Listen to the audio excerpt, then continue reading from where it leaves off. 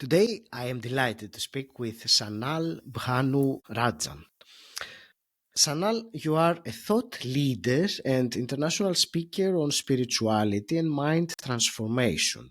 With roots in traditional Indian spirituality, you have spent over a decade developing a unique approach to mind mastery, blending traditional wisdom with modern efficiency. Your mission is to initiate a global shift in consciousness and share this knowledge with the world so that people can live happier, healthier, and more peaceful lives. Sanal, welcome to the show. I'm delighted to speak with you today. Thank you. I'm happy to be here. It's as I was telling you just before we pressed record. It is a topic I believe it is so important, and there are so many insights to be had. So we will explore, among other things today. There are many, but this mind transformation and the perception of reality were some of the things that really caught my attention when I was preparing for this conversation.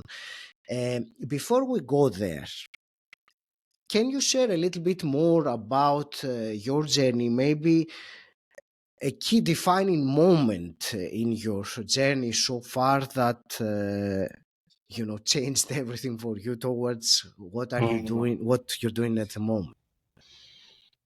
Well, the key defining moment happened around a decade before. Now it must be 13 years, I guess. Mhm, But yeah, it was when I was really getting deep into spiritual philosophies myself. Like as part of growing up, I always had that practices and everything as part of the cultural growing up, and my family was really rooted in it. But I myself got interested in the philosophical nature of reality and getting really interested in it around that period of time. And then I went and saw masters in Himalayas and came back, but mostly with the inspiration from the environment that it generated, the kind of love and harmonious, graceful nature of us being brought out and all the beautiful mhm, emotions being present there. So I was like, okay, if I want to be working with something in my life, I want to be working with this. I would rather be doing this work rather than any other work. So I mhm, kind of took the inspiration there, but uh, so I guess the ego in me didn't wanted to walk the old path and just teach the same stuff. So I kind of wanted to bring some sort of a new signature to it, mhm, some sort of like a new twist to it. And I got on this journey to developing a, a framework or a set of methodologies that I put together over the course of the last decade, and which I'm presenting now to the world. Yeah. Tell me, what is it? You said the framework or methodology, the words Hmm. that you used. What makes this approach, your approach, different from other existing, methodologies or schools of thought? Yeah. So basically, it is not a methodology, it is a set of methodologies. So there is principles taken from so many traditions, from so many Mhm, places. So there is principles taken from Hinduism, there's principles taken from Stoicism, principles taken from Hermetic path, principles taken from hypnosis, from the world of NLP, from neuroscience, from cognitive psychology, from general semantics, from cybernetics. So it's an adoption from a rich variety of areas. So it's a blend, I would say, at this point, rather than mhm, uh, one methodology. So if there is one methodology, there is I would say it's more of what I'm presenting with this is a map, so to speak. and we Okay. all have a map to how we navigate through life. And the question is how useful or how well this map serves us in navigating through life and life's difficulties and everything, in a more harmonious way with the Mhm. less of the struggles and less of the suffering, you know, as along the path. So it's kind of a map, I would say. So it's not the truth. I'm not presenting here or concerned with presenting here the absolute truth of anything. So this is ways of looking at it. This is just a map, and I'm not presenting here the territory. And the real question of the map is not whether it can really represent the territory, but it's about how much useful it is when it comes to relating to it. So, um, and I encourage everyone to just experiment and test and explore with it, uh, rather than making any sort of conclusions with it, because that's the real way we can find out Mhm. how whether something works or not, by just testing it out, by experimenting and exploring with things. Yeah. You were talking about this blend of different modalities, like East meets the West came to my mind, or science, spirituality, traditional, or all of them mixing. Yeah.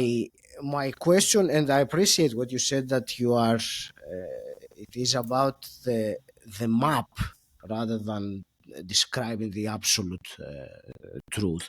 My question was, so from this very different modalities you mentioned, neuroscience, NLP, among many others, what are those common characteristics that are between all of these very different perspectives or schools of thought? What are these common things that you have picked? Can you give one or two examples that help Yeah. maybe help us understand better? Exactly. Yeah. So one simple principle I would always make sure people get is the principle of semantic reaction. So it's about how we react to the words, not only to the words that we think, but we also react to the words that we speak. And we have a lot of self defeating narratives about ourselves that we speak out of habit, out of reinforced behaviors, you know. So this point is very vital. If you really understand, like, my reaction is to the words rather than to the person. So it helps someone to really become better at social interactions too, not only just with themselves in with their own thoughts and with their own speech, but also when they are in a psychosocial situation with another person, and they are telling you something and you're reacting, but you don't take it so personally anymore, because you realize you do have semantic reaction, and you are reacting to those words and the inferences that you make and you have about those words, rather than the reaction being specifically to the person, and then we take it out personally and taking offense of it, and a whole thing that unfolds as a result of it, I I know guess. that very well. Yeah. So, and we are living in a society where, everything is offensive, and, like, we have to kind of tiptoe around the words that we speak, and so much censoring of what we say, and so yeah.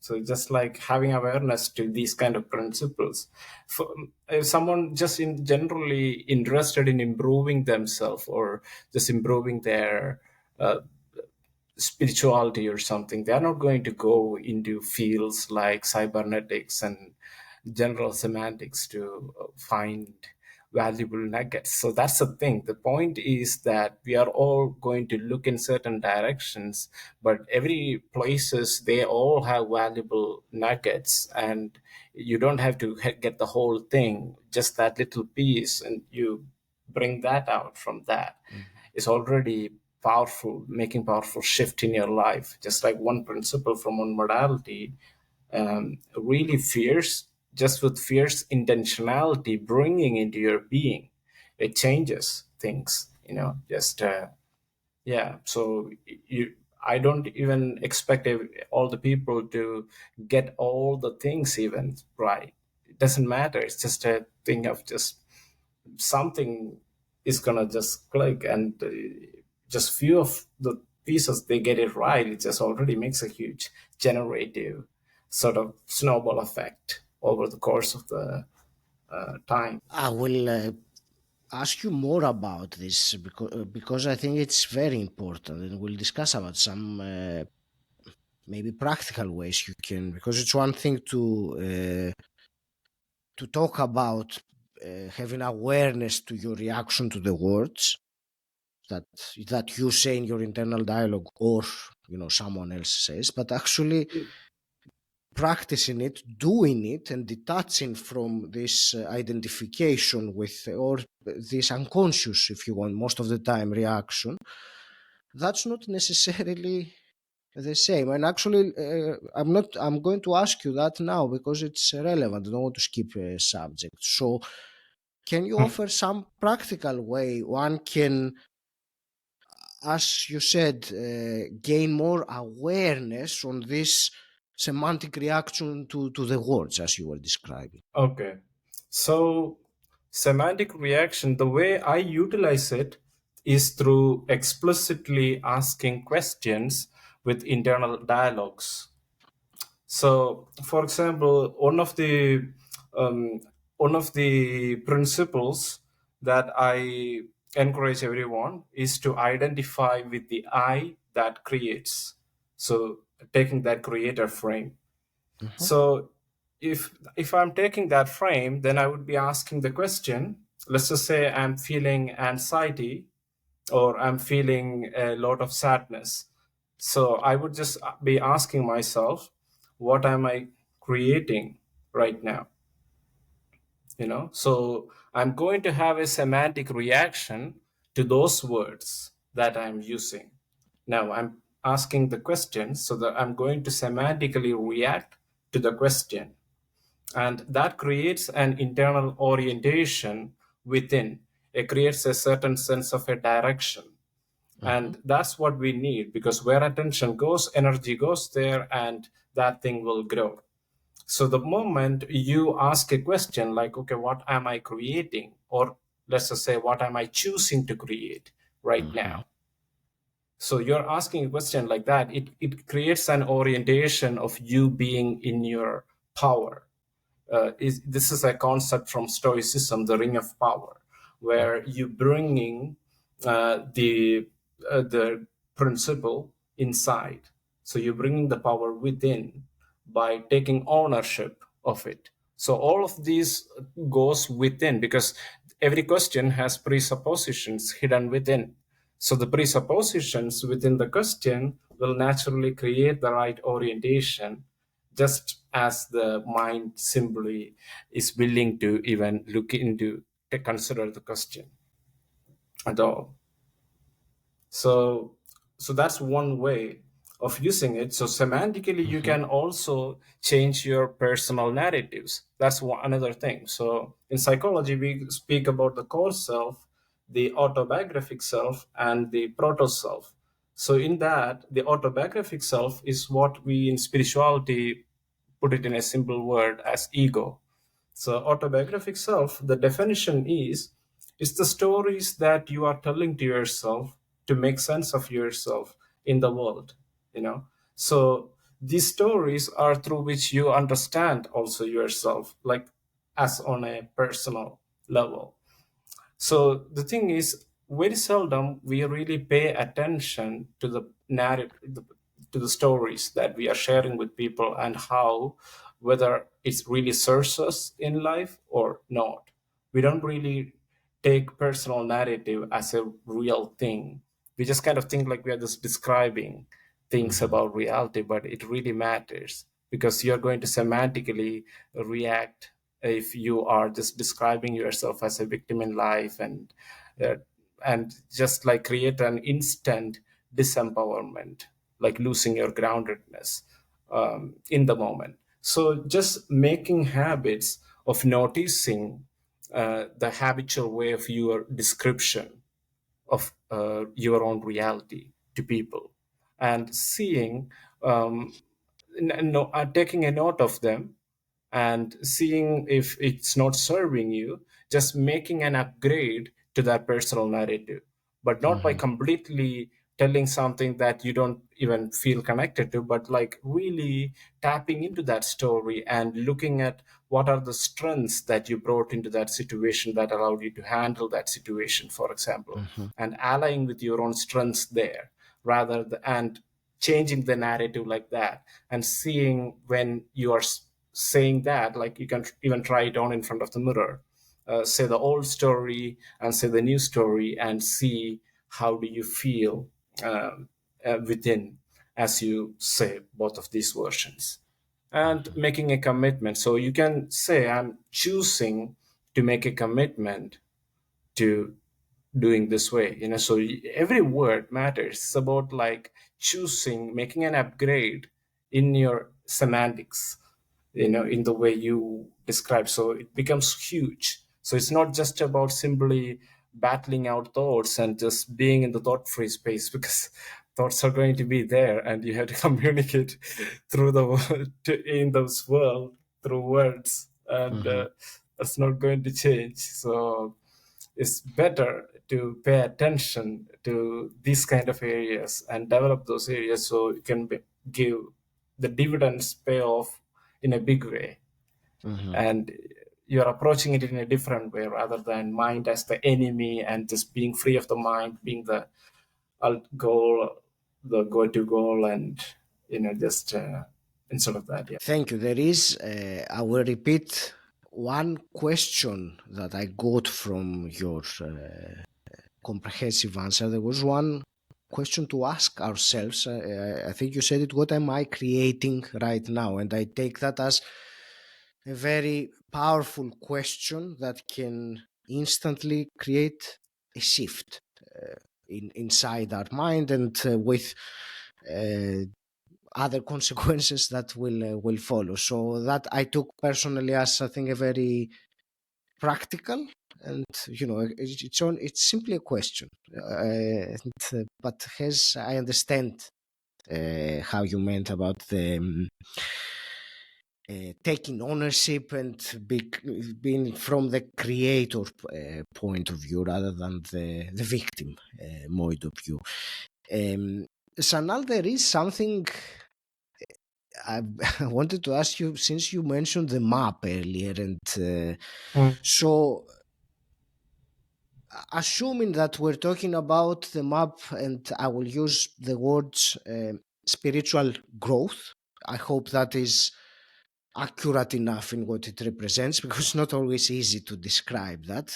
You mentioned the absolute truth. I'm not going to go there yet, but let's say this map you were referring to of growth, of spiritual growth, is that, in your experience, is that map universal, or does every single one of us have a different map? In other words, different actions or habits or things that we need to do in order to progress on that journey. No, I hold on. I just yeah. So the map, everyone is born with this adaptive intelligence. We are all born with this adaptive intelligence, and as we move through life, we are growing up, we develop this map, and this map can be contributed by several things. Culturally, it can be influenced, it can be influenced by the family, it can be influenced by the books we read, it can be influenced by the teachers, it can be influenced by the friends, it can be influenced by the people we associate. So The map is something that we keep on developing. Mm-hmm. We don't just simply finish with the map and just simply sit, because as a new challenge shows up, or we go through the experience, we make adaptations to the map, so that next time we find ourselves in those kind of situations, we can adapt better with it. So Mm-hmm. we it's an ongoing process of upgradation. So the point is not to get wedded with a map. It's just a map, you know. The point is how useful it is. So is it serving me? So at a moment when you find yourself really struggling and suffering in the way you are handling a situation, you can clearly see the map is not really serving you well at the moment. You see, it's a simple process. Mm-hmm. If you're struggling and suffering in the way you are handling the situation, you can see the map. So the territory is not going to reorganize itself to meet the map. The map is has to reorganize itself to meet the territory. Of course. So just like that, it's the time to make an upgradation to the map, and being conscious of this thing, that I do have a map and I'm making sense of things through this map. And I can make changes to this map so that I can have a different experience of the experience. Now that frees you. Instead of seeing the situation as the problem, you have now more choices within the situation. Now that's always power. Oh, if you have a lot of power, you have choices, and if you don't have power, you don't have any choice. Mm. So that's why you say, can you make any difference on this matter? And if you can, then you have some power on the matter. Otherwise, you have none. So, in a situation, if you find yourself just choiceless with only one way of behaving to it, then it's kind of like you have no power in that situation. You're powerless. you know so the way I look at it is just like, you notice these kind of things, make a notice of situations where you don't have a rich variety of repertoire of Mm-hmm. responses to the situation, but you're stuck with just only one or something which is kind of not even working very well, in terms of the kind of results that you're yielding Okay. from the situation. It's not working very well. So then you're like, okay, this is a place where I can develop a rich variety of responses. So what am I believing to be true? Because it's all about the truth. Every state that you are in, there is something that you deeply believe to be true about the world, about what is going on, about yourself, about what you are capable of, yeah, about what is possible. So so there are all these things that you believe to be true in the moment, about the moment, of the moment. So just being able to tune into it and seeing, okay, this is how I am seeing this moment. Being able to see and cultivating that capacity to be able to take different perceptual positions and look at that situation. Okay, if I were to believe this to be the truth of this moment, how would I show up to the moment? Just explore with it. So that capacity to be able to explore, you know, to be in a place where you can do that, not stuck with, no, no, no, no, no, no, this is what I see is all there is. How I see is how it is, and being just stuck in that tunnel vision. So that's the places where you can pay attention to and make shifts first. And it's about always this the requisite variety. So this is a term that I took from cybernetics. So requisite variety simply means that the required variety of responses. If a system needs to thrive and move forward in an environment, the system should be having the required amount of responses or more, in relation to the kind of perturbances and challenges that the environment would pose. So if the system has less than that, then system would fail. So the point is to build that rich variety of responses within. So I kind of see we human beings as also systems, because we are not just one thing. There's a lot of parts to us and a lot of moving parts, and they're all interconnected and interdependent. And so it's just we work as a system rather than as a person. Person is a very a word that needs much upgradation, because when we think of each person as a person, then it's just kind of like making something really complex. That's something we do in society. It's called, the term for it is called thingification. We make something into a thing, something really complex into a thing, so that we can look at it and we can speak about it, and we can, yeah. But that is not that thing that we say it is, right? So seeing ourselves as system is more of a better way of looking at us as human beings. Thank you. And there were a couple of things that I noted, I highlighted from what you were saying. The first was about the keep on developing the map, upgrading it, and that's important. And what you were saying about also having or building a repertoire of responses rather than having two or one, as many Yeah, people have the yeah, same response for that. And yeah. People are always looking for one solution, and I would always say that's just the bad way of looking at it. You'd never want to have just one solution. It's better to have five or six or seven solutions. Now you can make an informed choice from the seven different solutions, because it's not always the same. The solution is not always the same as different solutions. Mhm. Has completely different after. Yeah. Absolutely. Sanal, there is something else that I wanted to ask you, and I'm going to change the subject completely. I mentioned it, but I'm very intrigued to hear your thoughts on it.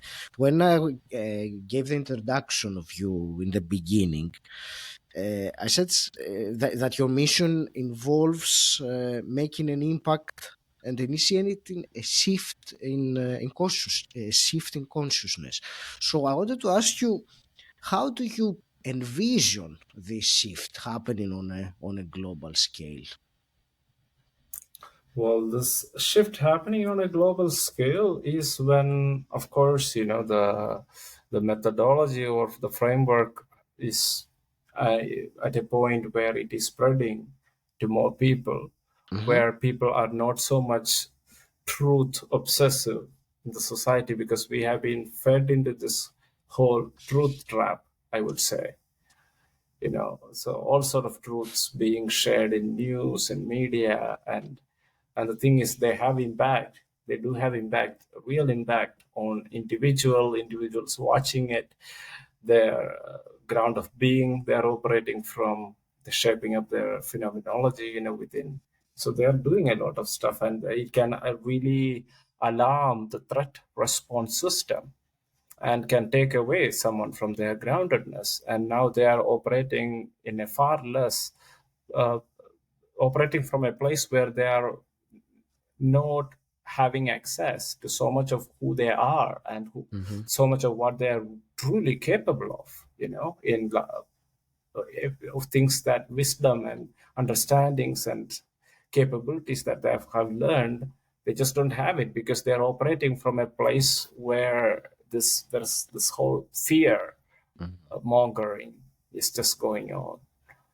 And it is just difficult, because we are operating in a time where things are just drastically changed. We are not operating from a time where technology and everything was like nowhere near. It's now. We are in a place where we are sitting at some place, and we just know everything that's happening in the world. Like back in the days, people might know maybe 1 kilometer from where they are living, because we were tribal people. We lived in tribes. It's just we are not aware of all the Yeah. atrocities and everything going on. So it just affects an individual bombardment. It's not just one news. It's just so many things, and so it's just about we are in a content shock at this point, and we have more content than we can consume. So it's highly relevant that something that comes out that where we need to s- have this sort of like an obsession to truth kind of fall apart, and to see what really serves us and serves all of us, what we can co-create together, rather than even this ideas of law of attraction and manifestation. I'm completely against it, the sort of demanding the commanding the universe. No, the attitude has to be universe is my best friend and I'm co-creating with it, rather than this whole sort of I deserve it and I'm just gonna command and let the universe just uh, obey my commands or something like that. I don't know. I'm not really in for this When you thing. say it like that, it certainly it does sound very wrong. Yeah. um, Sanal, where would you direct a listener who has found this conversation intriguing and would like to know more about you and connect with you? Well, I do have a gift for all the people listening to your podcast right now. Mhm. So they can go to podcastgiftnow.com, and there is more than 9 hours of professionally recorded videos of mine giving talks here. So I'm kind of exploring on many topics regarding that: self-esteem, self-worth. So many varied topics are being spoken about. So listeners can go to the podcastgiftnow.com, that website, and they can get the gift like that. And also check out my website, spiritualogic.com. So in that website also I'm sharing, you can see people who have worked with this framework Mhm. for months, and they're after an year or so kind of speaking from that place, how Mhm. their life is from. Yeah. So also they can follow me on Instagram.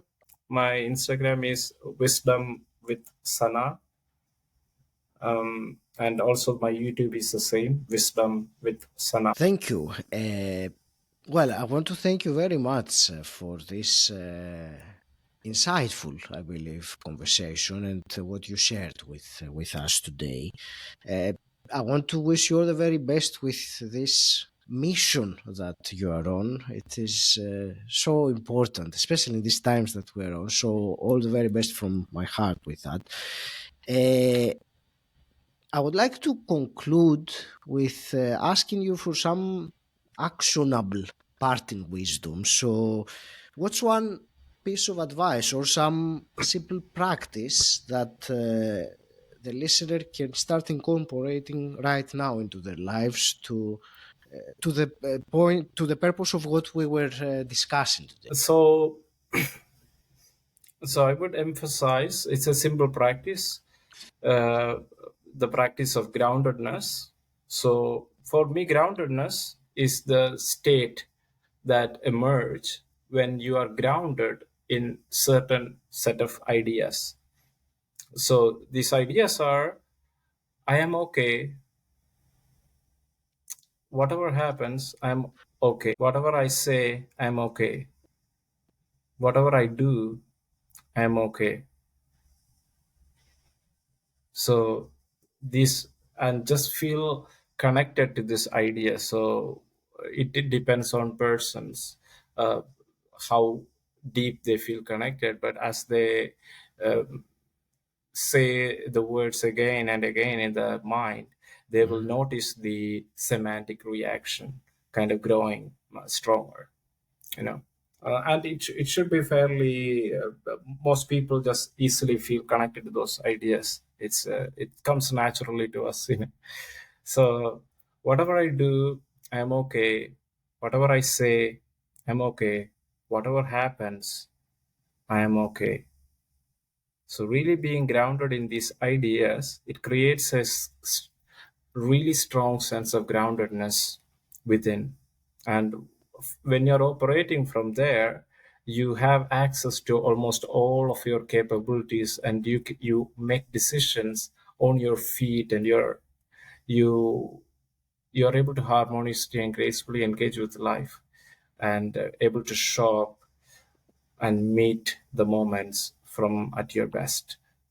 And another practice would be uh, make a journal and note down, start paying attention to the stories, Mhm. because we are all storytellers, you know. So that's what we have in common. Everything that we share with someone else is going to be a story, you know, whether we say it's real or it's not real, it's still a story. So it's about the stories, the stories that you are telling about yourself to others. It really matters. And making a note of these, some of these disempowering stories that you habitually are used to just describing to Mhm. people. And you know, when you describe that story, you immediately feel a disconnect from your power, immediately feel a moving away from your groundedness, you know. So you'll start noticing it once you are tuned into it. You know, it's kind of like being a good connoisseur of wine, you know. So you develop this quality of noticing how words taste like, you know, how, so the quality of it, and you're like, it doesn't taste so good, why am I just, you know, drinking it, right? So you make upgrades rather than being mindless and being stuck with, oh no, that's the whole truth of the situation, that story is the whole truth, and being wedded to the story, even though it's just making life, uh, taking away a lot from you. Thank you very much. Thank you. Okay, of course.